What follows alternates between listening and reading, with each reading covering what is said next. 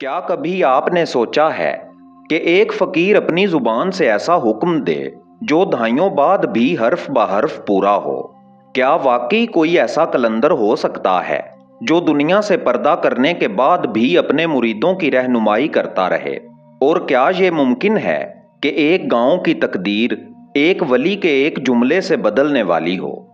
داستان اردو میں خوش آمدید، جہاں ہم کھولتے ہیں وہ راز جو عام نگاہوں سے اوجھل ہوتے ہیں اور بیان کرتے ہیں ان ہستیوں کی داستانیں جن کی ایک ادا زمانوں پر بھاری ہوتی ہے۔ آج ہم ذکر کرنے جا رہے ہیں ایک ایسی عظیم بزرگ ہستی کا، بابا جی سخی سید مردان علی شاہ قلندر مست ونگاں والی سرکار رحمت اللہ علیہ، جن کی زندگی صرف عبادت نہیں بلکہ ایک مسلسل جہاد، ایک مکمل فقر اور ایک زندہ کرامت تھی۔ اس ویڈیو میں آپ جانیں گے کہ کیسے ایک قلندر نے 109 سال تک دنیا سے بے نیاز ہو کر عبادت کی، کیوں انہوں نے اپنا دایاں ہاتھ اللہ کے نام کر دیا، کیسے ان کے وصال کے 14 سال بعد ان کا جسم مبارک سلامت حالت میں ظاہر ہوا،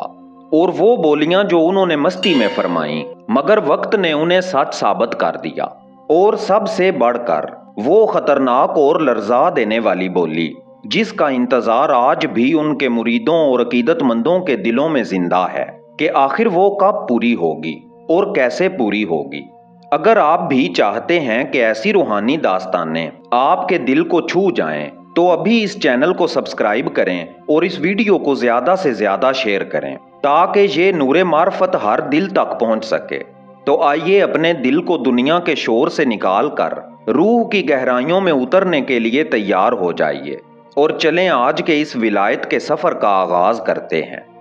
یہ وہ زمانہ تھا جب فقر صرف ایک لفظ نہیں تھا بلکہ جیتا جاگتا عمل تھا، اور اس عمل کی ایک روشن مثال تھے بابا جی سخی سید مردان علی شاہ قلندر مست ونگاں والی سرکار رحمت اللہ علیہ۔